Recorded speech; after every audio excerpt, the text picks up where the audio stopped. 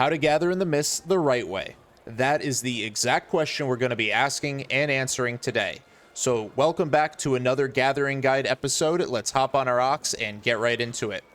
So first and foremost, I've upgraded all of my combat gear and my ox to tier 4, as well as getting tier 5 pies. That will allow us to be more efficient and get more resources out of the process. You are always going to want to linearly progress your gear, but there is a rule to it, and it's typically referred to as the 10x rule. 10x rule. Essentially, what that means is you don't want to have less than 10 times what your set costs you when you're wearing it. So in safe zone, it's a little bit different. Blue zone, yellow zone is a little bit different because there's not really risk to your gear. And as you can see, we're not necessarily following that rule right now. Our equipment, its estimated value is 31,000 and we have 90,000. So we're at about 3x. But luckily, we can't lose the gear. The 10x rule really applies when we get into lethal. But right now, what we're looking for is a yellow zone mist. And there's only, in the beginning, really one way to get into the mist. And that's by going out into the yellow zones and finding these wisps. They're all over the open world, yellow zone, red zone, black zone. When you're trying to get into the mist, they're super easy to find. So once you get into one, yellow zone will bring you into a yellow zone mist, which is what we want today. Once you get into one, what we're going to do is the pretty standard or typical gathering process. So it's essentially staying on the edge of the map and looping, looking specifically for mobs like this or enchanteds when we get to that point. So for us right now, we're only going to be looking for mobs. So let's go ahead and turn on our timer and get to it. Looks like it reset, so I will have to fix that.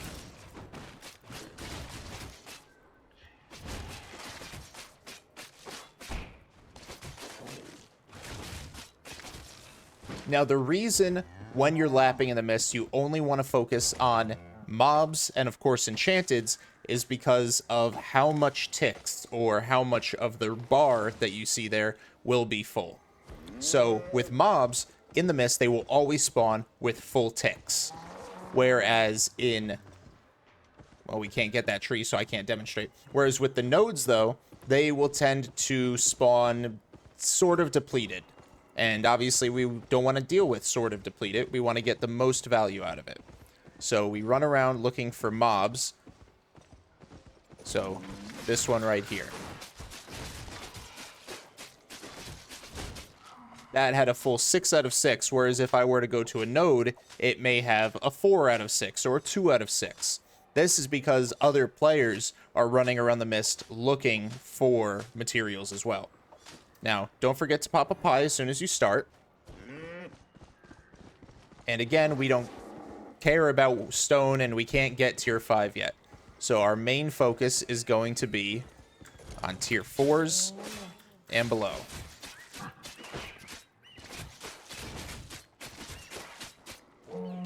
Now, I mentioned one of the ways to get into the mist is through the wisps, like this one that you see right here. Now, in early times, when you're just starting out, that's going to be all there is for you. That's the only way to get into the mist. However, once you unlock the city Brazilian, which I will tell you a little bit more about once we kill this guy, once you unlock the city Brazilian, you'll be able to access it through there without having to find a wisp.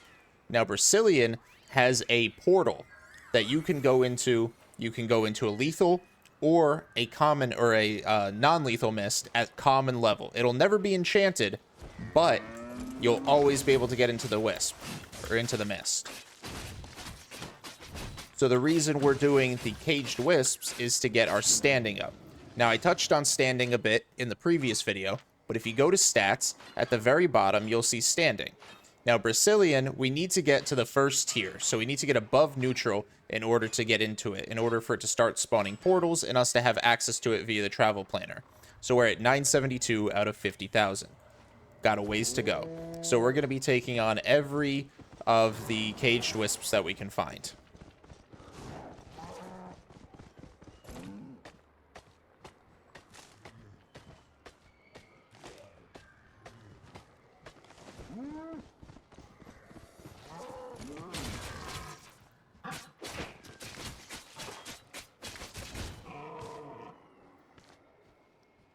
Now, with lower levels, the available resources are going to be a lot more abundant just because endgame gatherers, they don't really tackle tier 4s. They don't tackle tier 3s. So tier 5s and above are really where you're going to start seeing the depletion between nodes and mobs. But it's always good to practice habits before you need the habits. So we're going to be doing the enchanted and mob only method. Not to mention, gathering from mobs is also faster than gathering from nodes. So, good rule of thumb is the faster you can gather something, the more money you're going to make from it.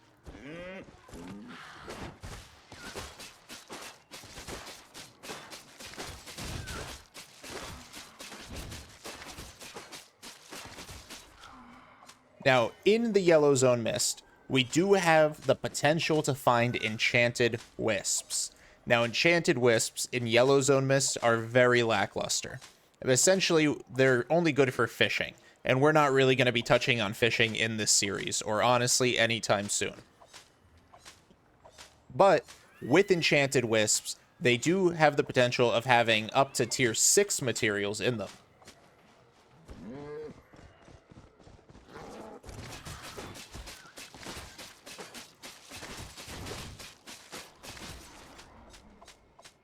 And as you can see, items from the previous video have been selling, as well as the gear that I replaced.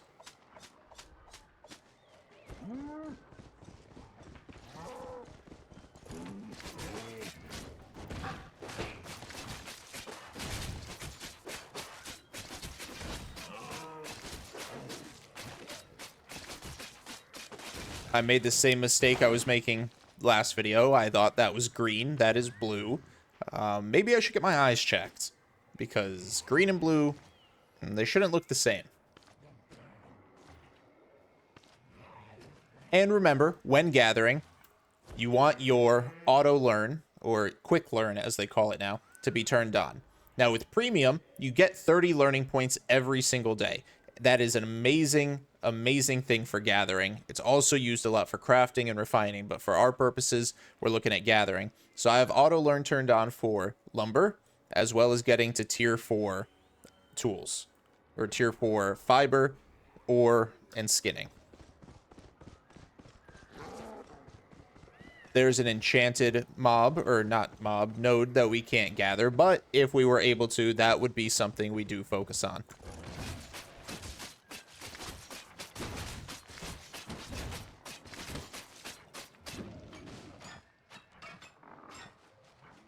Again, as you can see, the Destiny board will show us our progress. For ore development, we are 13% of the way to unlocking tier 4.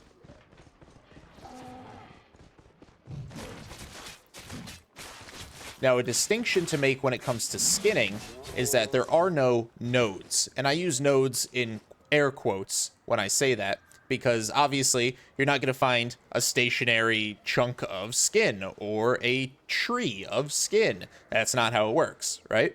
So when it comes to skinning, there are two different types of mob you're going to encounter. There is the standard mob, which will act as the node. That is the stag. That is the owl. Those are the bears. Those are the boars. Those act as the node, so you gather from them slower. Whereas the cats that we just gathered from, those act as the mob, so we gather from those much faster. Now with this mist closing, we are going to start looking for a new mist to jump into. And since Yellow Zone mists don't really have the benefit that lethal mists have when it comes to enchanteds, we can ride it out until the very end and then just take a common one.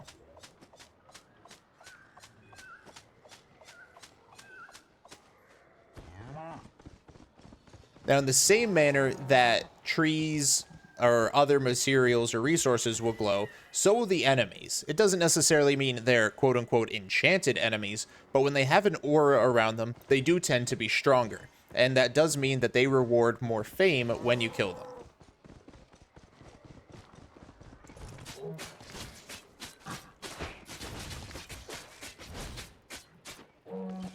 So to touch back on the skin point I made, notice how this one's slower than the cat. That's because this acts as a node instead of a mob.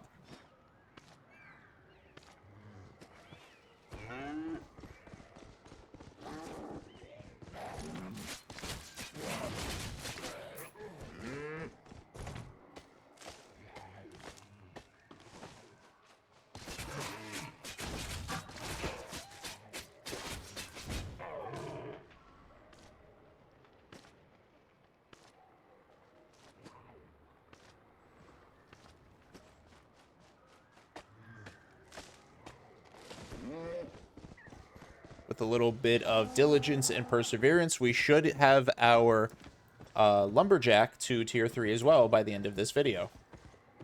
That's another blue. I really need to get my colors checked. Is it just me, or do those trees look really green?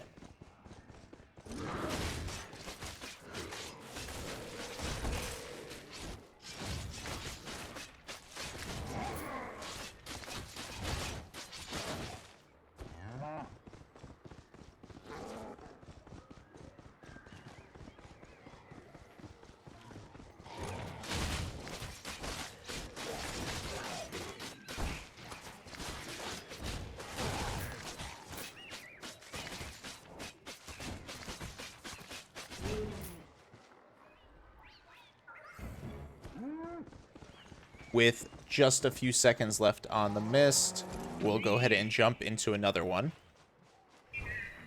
Unfortunate that we can't get that 4.2 tree. We're just not there yet.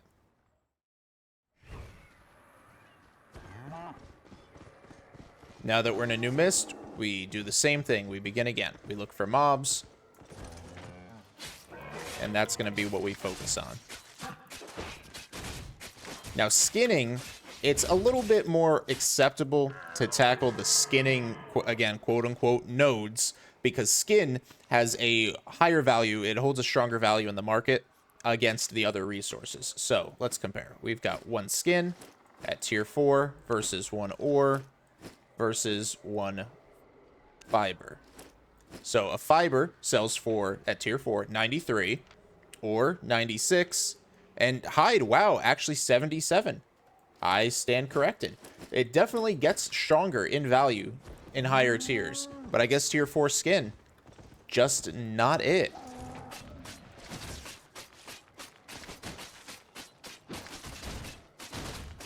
So what that means, essentially, any gathering guru or any gathering guide that tells you to exclusively gather tier 3 and 4 skin is unfortunately misleading you, at least on the Americas server, which is what I'm playing on now. Gathering or skin holds less value than the other tier 4 resources. So you're better off going for hide, or not hide, going for fiber or ore, and when we get tier 4 wood, we'll see what that looks like.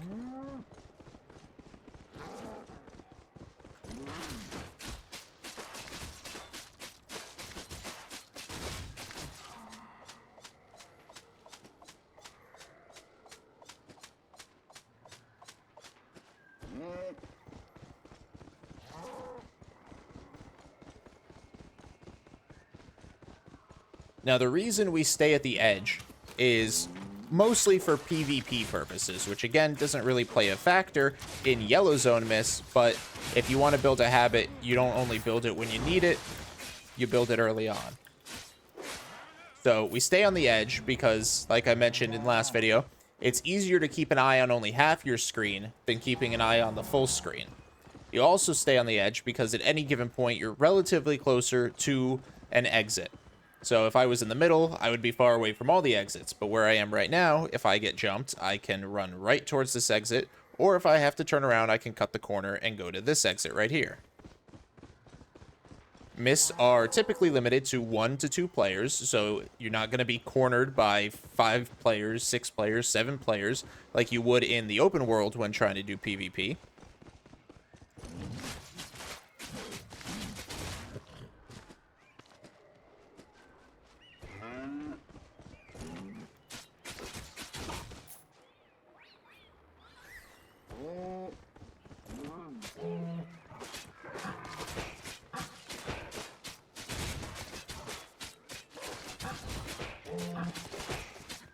One thing you do want to watch out for when you're fighting, whether it's NPC mobs or a hide gathering mob like this, you don't want to lure them too far away from their original starting point, because it will reset the fight, and it's just annoying when you've got them super low and then they wander too far, especially ones with dash abilities like that.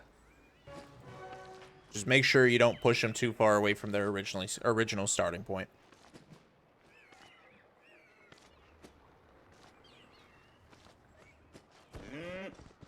Now, for the sake of getting more and more Brazilian reputation, we're going to go and do what's called a Weakened Wisp. So that one's a green. That's a common. Or that's the most common, even though it's technically uncommon.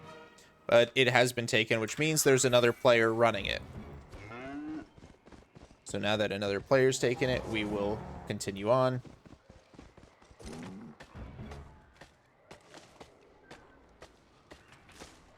Now, Gear Mastery, which is what you saw us getting, plays a big role in your item power. Item power is the relative strength of a player. So somebody with, say, 741 item power is weaker than somebody with, say, 1,000 item power. Now, that doesn't mean that you wouldn't win in a fight against somebody with 1,000 item power. Brains play a big role in combat, but I will show you how it looks on the Destiny board, what Mastery looks like.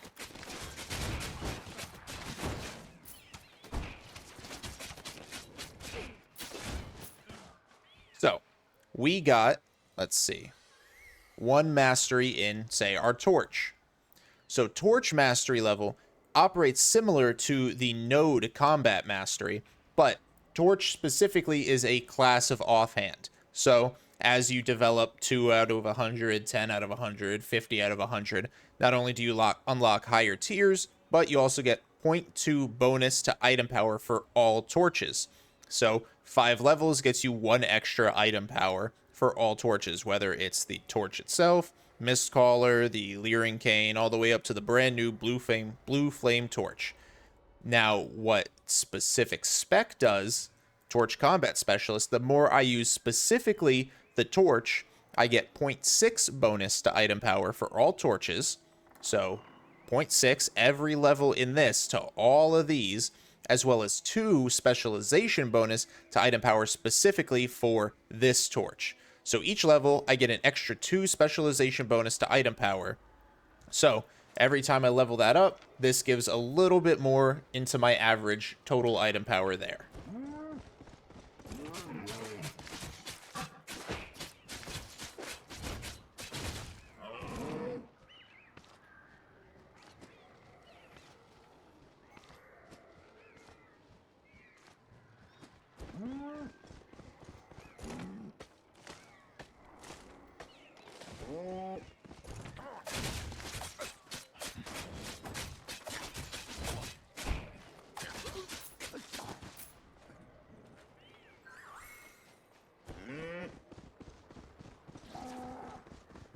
There we go. That's actually green.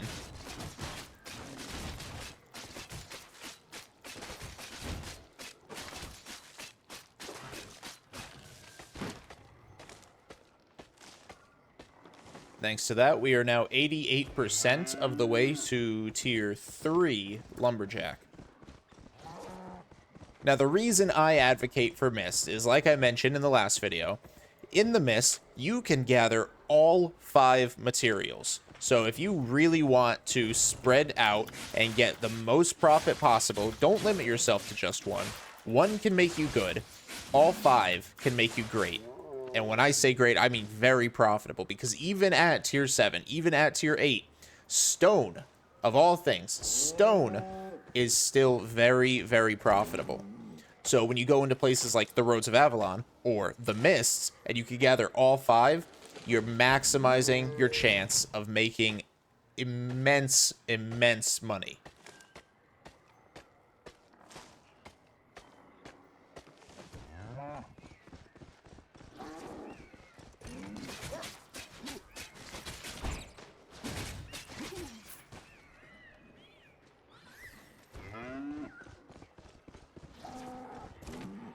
4.1 skin, but again, we can't gather that because we don't have the tier 4 tool. But now we're able to get tier 3 wood once we get back to town and get the axe.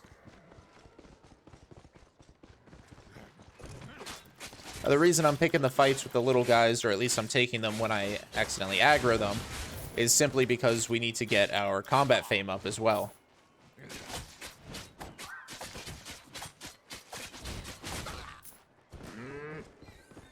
Another POI you'll see on the mist often are these chests with a small little star next to them. Now, those are visible when you see the star. Those are visible to everybody on the map. So that means somebody in the very west corner can see it just as much as me who's right next to it. And again, they're PvP spots. So there's that guy. Somebody's there fighting. And you'll encounter these guys, absolutely juiced players for a yellow zone mist. Don't ask me why they do it. It makes no sense to me.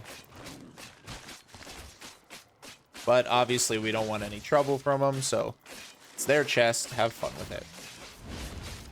Now, when you see a chest on the map without the star on it, that means that's a proximity chest. So you're close enough to see that chest, but nobody else on the other side of the map can see that chest. Now, what that means is you have less competition. So if you see a chest and it doesn't have a little star, go for it, because you may very well could be the only person who sees it, and that could be free money for you. I'm not saying they'll make you rich. I'm not even saying they'll have good value in it, but there's the chance.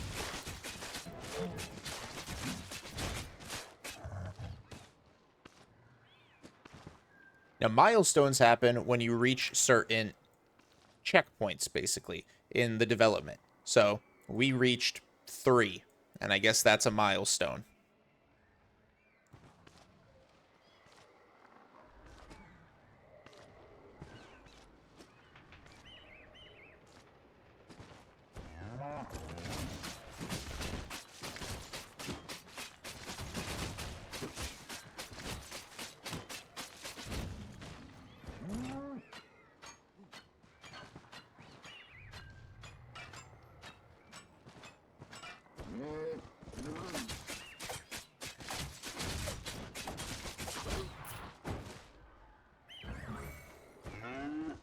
Typically, offhands are going to level a whole lot faster than main hands or gear.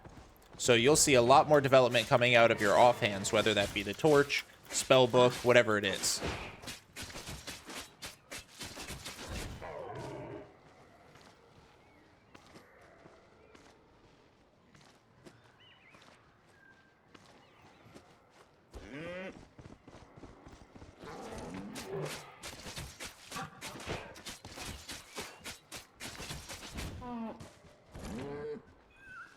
We still have about 2 minutes and 45 seconds before the mist closes, so we're just going to continue gathering until about the 30-second mark. Now, another reason, we're actually going to take this one just so I can show you guys what a Enchanted Yellow Zone mist looks like. But another reason late game and end game gatherers use other mounts besides the ox is because it's slow, and your speed to move around does also equate to your profit. So we are in what's called an epic or an enchanted gathering mist. There's common, which is just white, uncommon is green, rare is blue, epic is purple, and then there's legendary, which is golden. Now, in Lethal Zone, when you can get up to tier 7, tier 8 materials, those epics, those legendaries are fantastic, and you want to see as many of them as possible.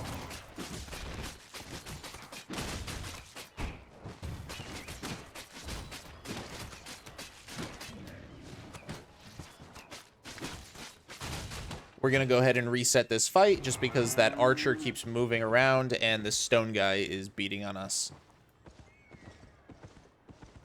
But here you can see we can get up to tier 6 materials. So if we had the tools, this would be a very nice zone for you to gather tier 6 materials in. Enchanted Wisps also have a higher enchant spawn rate. The exact percentage I don't know off the top of my head, but Enchanted Wisps do give you higher enchanted spawn rates.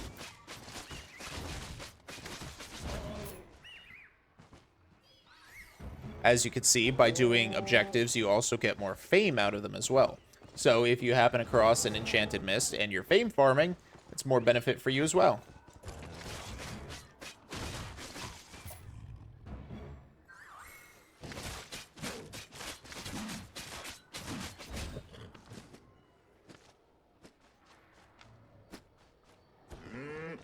Now, another, again, POI that you want to pay attention to on the map is you will see these symbols, the gathering symbols, the material symbols, appear on the map occasionally. What that means is that is a resource hotspot. So in this area, you're going to find an abundance of that one type of resource. Now, this is ore, so all over the place, we're going to be finding ore. Unfortunately, it's ore we can't gather at the moment, but when you are able to gather it, this is a very beneficial spot to find, especially when it's been untouched. Now, since we can only gather 4 flat, and like I mentioned, mobs are faster gathering, we're going to bypass this, and we're just going to run. But see, this is depressing that we're not able to gather it, because that would have been some really solid money.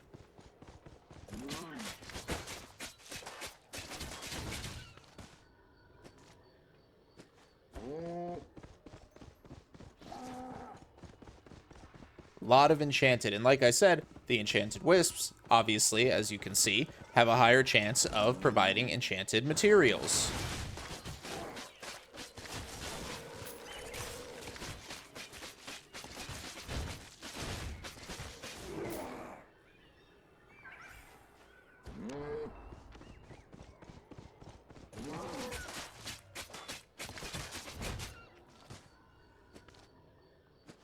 Now, as a rule of thumb, as you develop and you get higher and higher tiers, you're going to typically want to stick at the tier of your tool and below for gathering, just because of the time it takes to gather the tier above. So, obviously, it's not too long to gather a tier 4 cat with tier 3 tools. It's a negligible amount of time that I don't mind spending. But when you're trying to gather a tier 8 with a tier 7 tool, it takes quite a while, and you don't want to be standing around that long in a hostile zone just to skin half a tick before somebody jumps you.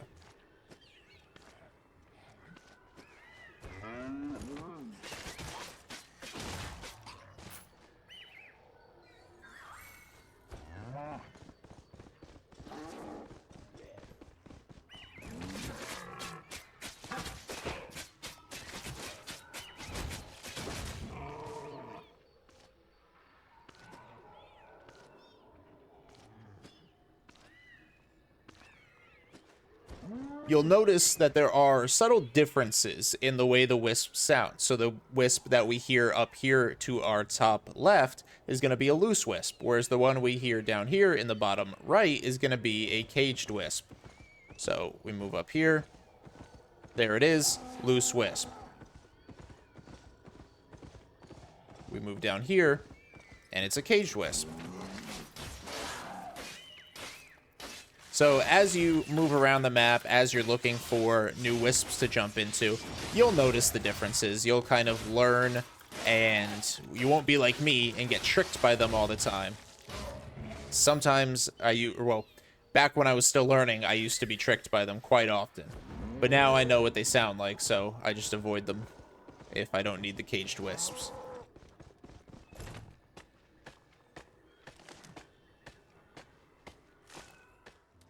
And as you can see now that we've unlocked that, it automatically turned on auto learn for Lumberjack to get to tier 4.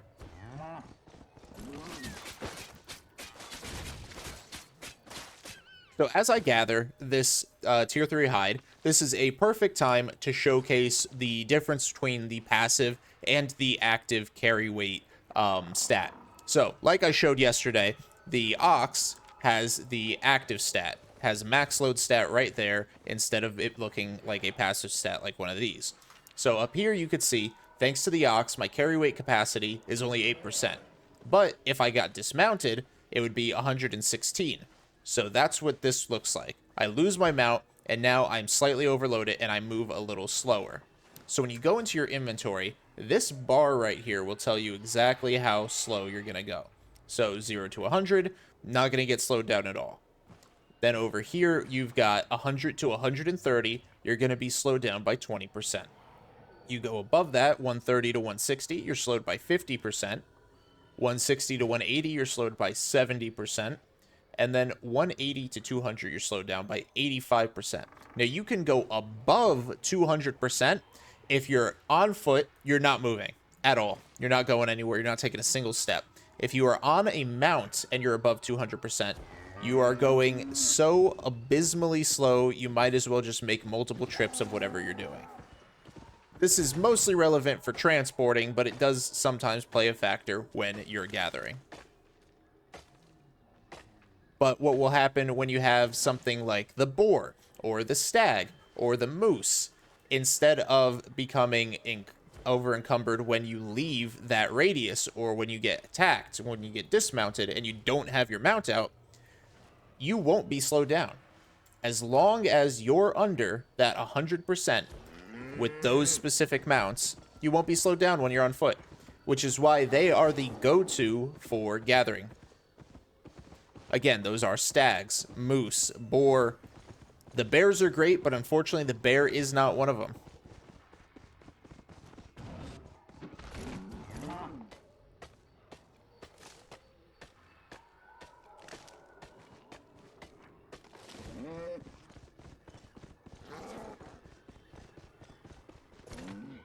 Now, the reason we're getting tree nodes is simply because we're not finding a lot of tree mobs. We're not finding a lot of Ents, and I want to get a little bit more fame into Lumberjack before we wrap up.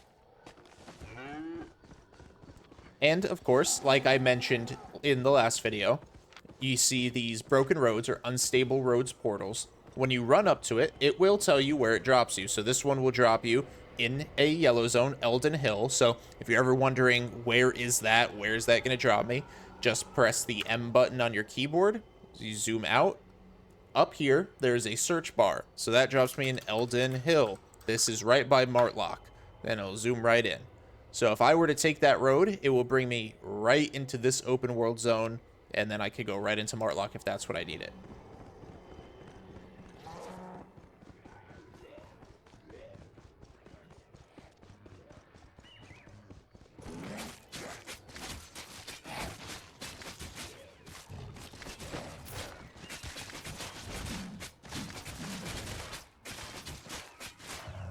Now, the reason I dragged this cat over is so that way I wouldn't have him interfering with this, which is probably going to be a slightly more difficult fight than this little guy was.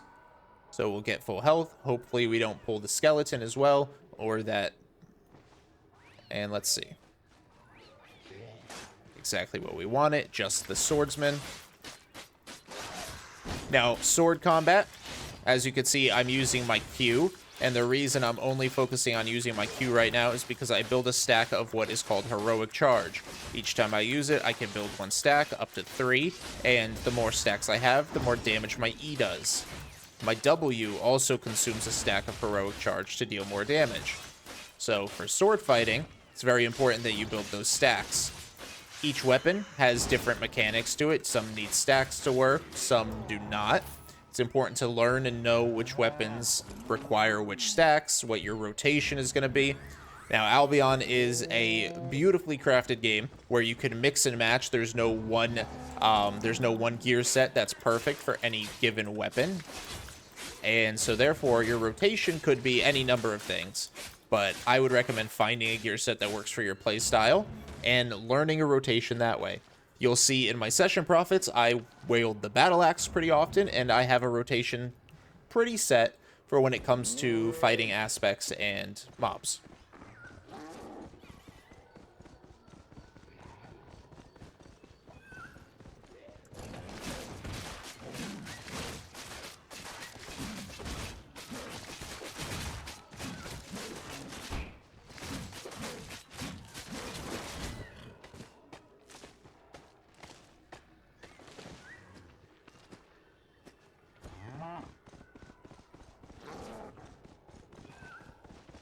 Here we go. Let's see if we can get this injured wisp. These also have a chance of spawning at a higher quality in Enchanted Mists as well. So when you pick it up, it's going to give you a drop-off point. Now, ironically, and we're over-encumbered a little bit there. Let's eat another pie to help out with that. Still doesn't help. Do the boots help? There we go. Putting our boots does help us. Oh, so what I was saying was, ironically, the drop-off point is the exact same without the arrow of what a Brazilian portal will look like. So when we do unlock Brazilian, and you guys are able to see Brazilian portals in y'all's mist, you'll be able to see them, and they look exactly like the drop-off point. So we move around, and the little crossed swords right next to our name indicates that we are PvPable, which means that if anybody wants to, they can attack us. But that also means that if I need to, I can attack others. Now, the good thing is they can't track the injured wisp while it's being walked, and they also don't know where the drop-off point is once it's been picked up by an individual. So we drop it off, it's a quick channel, and boom, we get 17,000 fame and 1,800 reputation. So with this mist closing, we'll go ahead and work the 5 minutes.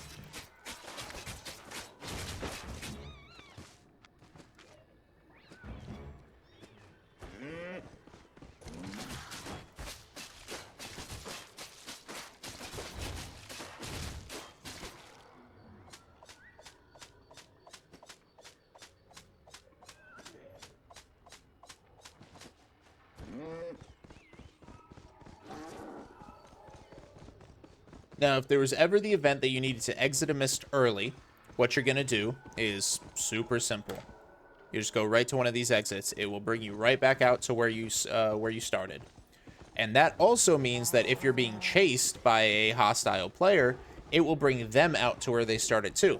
Not everybody starts in the mist, or not everybody in the same mist starts from the same zone. So if you're being chased by a hostile player, just exit. Whether you're in a yellow zone, black zone, red zone, whether you're in a road, the chance of them being from the same zone as you, very low.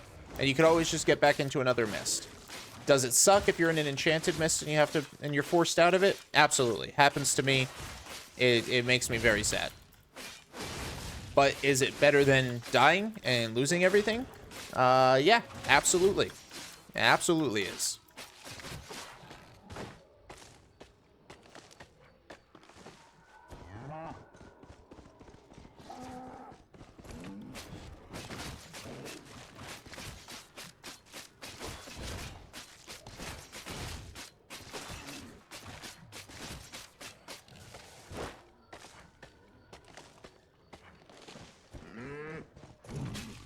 Now, when we get to tier 5 skinning, we'll be able to start seeing the magic of babies. That's right, babies.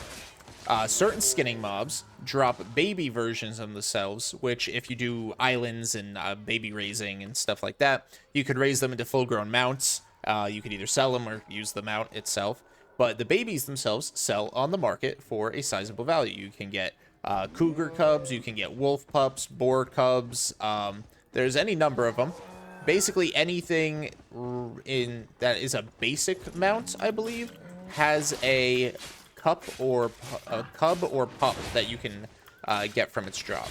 I think there's a lizard one that you can get from the tier 6 lizards. The wolves obviously have them. Boars have them at tier 7. I think open world bears have them at tier 8.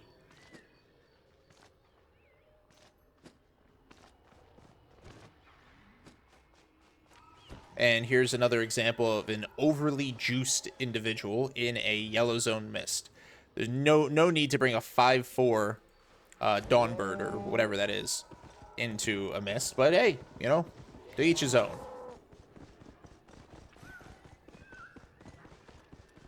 So this mist is closing in 9 seconds. As you can see, it's getting difficult to see. We don't have time to fight anything. And in the last couple seconds, it's basically impossible to see anything.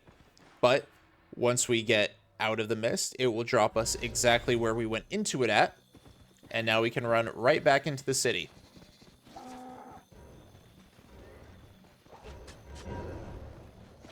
So those are yellow zone, basically PvPers. They're fighting.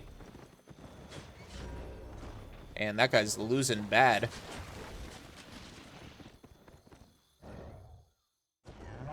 So let me know in the comments if you guys know how to fix my stopwatch issue of it resetting every time I try to start it.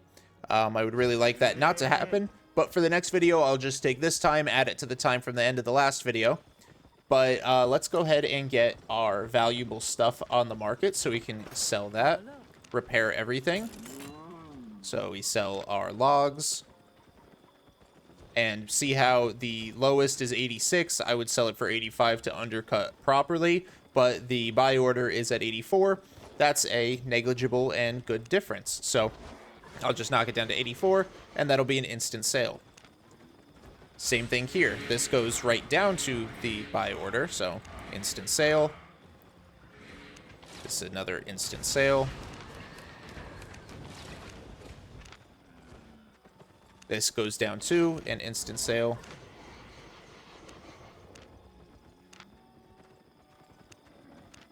And then the tier 5 robe that we got.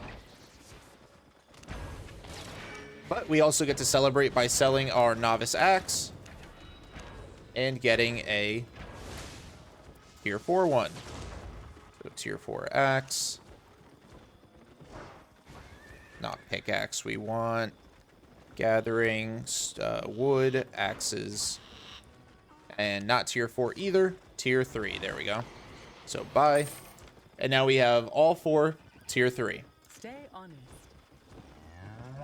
So thank you guys so much for watching. Be sure to like and subscribe to the channel for more amazing content like this. We're pumping out gathering content and soon to be crafting content. 2 videos a week, every single week, not to mention the lives. So I appreciate each and every one of you guys for supporting me, and I will see you guys next time.